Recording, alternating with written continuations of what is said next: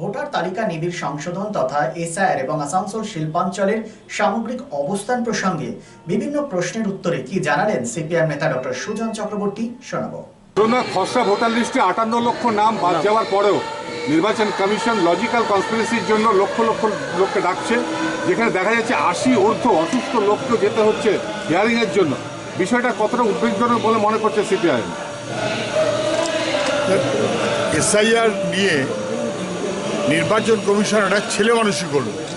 আমরা প্রথম থেকে বলছিলাম নির্ভুল ভোটার লিস্ট একটা জিনিস, এসআইআর সেই কারণে ওকে, কিন্তু এই নাগরিকত্ব এবং নানান মনোভাবে ভয় দেখানো নির্বাচন কমিশনের অপদার্থতা করছে এবং সেটা স্পষ্ট হচ্ছে। একটা বয়সের পর মানুষকে বাড়িতে গিয়ে ভোট দেওয়া হবে, এটা যদি নিয়ম হয় তাহলে বাড়িতে গিয়ে কেন এসআইআর হবে না? এক, দুই, অসুস্থ এতদিন ধরে চলছে, এটা বিএলওদের আগে থেকে বলে দেওয়া যেত যে কারা অসুস্থ তাদেরকে বাড়িতে গিয়ে করিয়ে আনতে হবে, ইয়ারও যেত বা আর যাদের যাবার যেত। সেটা না করে মানুষকে বিভ্রান্ত করা, বিপন্ন করা এবং তার মধ্য দিয়ে তৃণমূল তাকে বিরোধিতা করবার মতো স্কোপ তৈরি করে দেওয়া, যাতে তৃণমূল বিজেপির রাজনীতির খেলাটা জমে। নির্ভুল ভোটার তালিকা এটা যে জরুরি, তার বাইরে বাড়তি যা করছে এসআইআরকে নিয়ে নির্বাচন কমিশন, সেটা বেঠিক। নির্বাচন কমিশনের স্ট্যাটিস্টিক্সে এখনো পর্যন্ত রোহিঙ্গা এবং বাংলাদেশে অনুপ্রবেশকারীর লিস্ট দিতে পারেনি, তালিকা দিতে পারেনি, কিন্তু বলা হয়েছিল বিজেপির পক্ষ থেকে বারবার বলা হয়েছে যে প্রচুর পরিমাণে অন্তত 1 কোটির উপরে রোহিঙ্গা এবং অনুপ্রবেশকারী রয়েছে। এই জায়গা থেকে কীভাবে বলবেন? বিজেপি নেতারা শুভেন্দু অধিকারী সহ বারে বারে বলেছেন 1,20,00,000 রোহিঙ্গা এবং বাংলাদেশি মুসলমান, আর প্রধানমন্ত্রী বলেছেন ঘুষপেটিয়া সব উখাদ্য, চিন করে ওরা কি ধরে বার করবে। কোথায় বিহারের লিস্টে, কোথায় বাংলা লিস্টে, এখনো পর্যন্ত কোথায়? ফলে কার্যত রোহিঙ্গা এবং বাংলাদেশি মুসলমান বলে মানুষকে ভয় পাইয়ে দিয়ে আসলে গরিব মানুষের ভোটের অধিকার কেড়ে নেওয়া।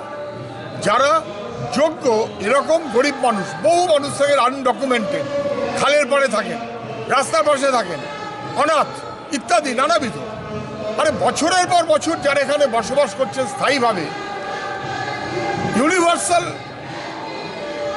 ভোটাধিকার আমাদের, ইউনিভার্সাল সার্বজনীন ভোটাধিকার আমাদের, তাহলে তাদের ভোটের অধিকার কেড়ে নেবার এই প্রচেষ্টাটা কেন?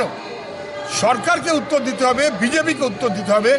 কোথায় সেই রোহিঙ্গা যাদের নাম করে সমগ্র মানুষকে অসম্মানিত করা হলো? তাদের কাছে হাঁটু গেড়ে শুভেন্দু অধিকারীকে ক্ষমা চাইতে হবে, তাহলে বাংলার মানুষ খেলা বুঝিয়ে দেবে। রিসেন্টলি স্বরাষ্ট্রমন্ত্রী অমিত শাহ এসেছিলেন কলকাতায় এবং তিনি সেখানে বিভিন্ন বৈঠক করেন লাগাতার 3 দিন ধরে, এবং সেক্ষেত্রে তিনি বলেন যে তৃণমূল কংগ্রেসের সরকারকে কার্যত তিনি কোট আনকোট উখাড় ফেকেঙ্গে বলেছেন। অমিত শাহ ফালতু কথা শুনে আমাদের লাভ নেই। উনি উখাদ্য, কাকে উখাদ্য?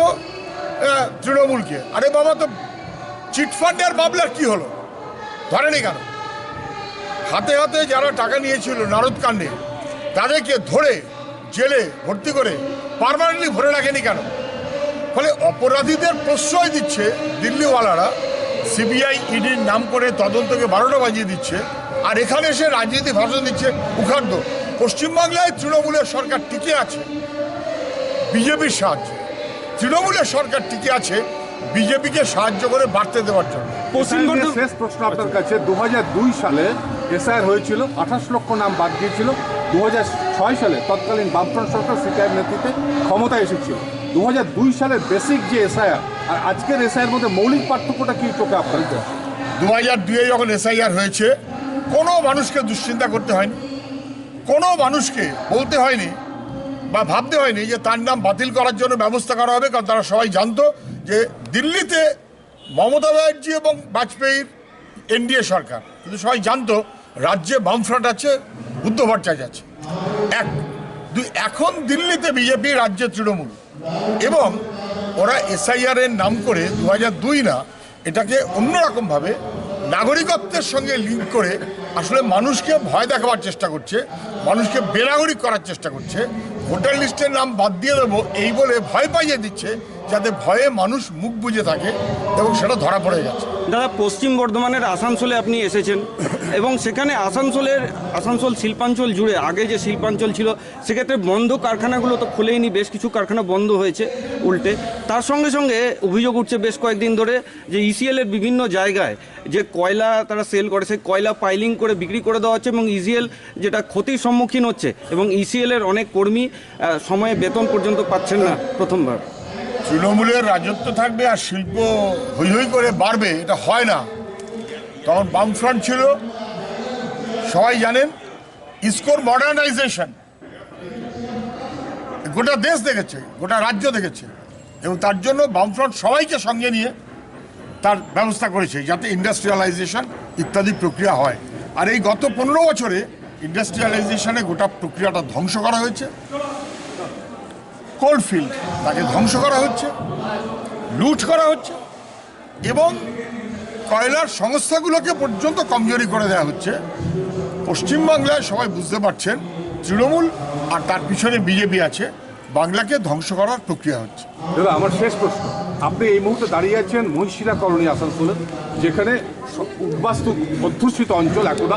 এই উদ্বাস্তু অঞ্চলে আপনাদের ইউসিআরসি যে সংগঠনটা রয়েছে, দীর্ঘদিন লড়াই আন্দোলন করার পর এখানকার মানুষজন পাট্টা পেয়েছিল, তারা স্থায়ীভাবে এখানে বসবাস রয়েছে। আরেকটা কি আতঙ্ক আসছে বলে মনে করছেন? যারা ধর্মীয় কারণে উৎপীড়িত হয়ে ভারতবর্ষে এসছে, পশ্চিমবাংলায় এসছে, তাদের কি কোনো রকম আশঙ্কা মনে হচ্ছে আপনার? বিজেপি থাকবে আর মানুষের আশঙ্কা হবে না, এটা হতে পারে না। বিজেপির আশীর্বাদ দিয়ে তৃণমূল পশ্চিমবাংলায় থাকবে বিজেপিকে জায়গা করে দেওয়ার জন্য, আর মানুষের অসুবিধা হবে না এটা ভাবা যায় না।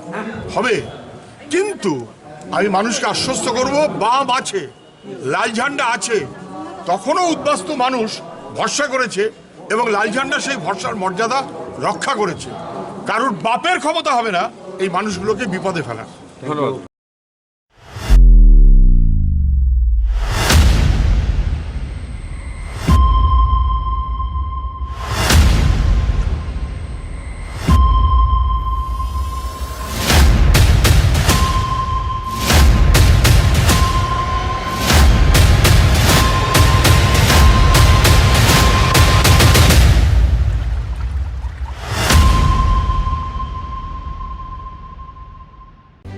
সিন্স 1999 দীর্ঘ 25 বছর ধরে অভিনব গিনি হাউস মানুষের সাথে, মানুষের পাশে। অভিনব গিনি হাউসে রয়েছে সোনা, রূপো ও হীরের আধুনিক ডিজাইনের হালকা ও ভারী গহনার বিপুল সম্ভার। আপনার বাজেটের মধ্যেই অভিনব গিনি হাউস আপনাকে দেবে এক উষ্ণ পরিষেবা।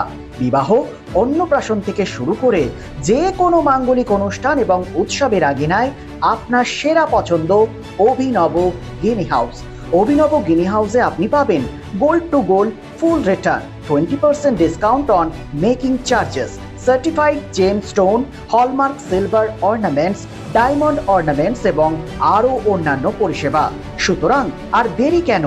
আপনার পছন্দের জিনিসটি বেছে নিতে আজই চলে আসুন অভিনব গিনি হাউস, বিসাইড বাজার Kolkata, GT road, Asansol. Phone number 9641225883, এছাড়া 03412311 920।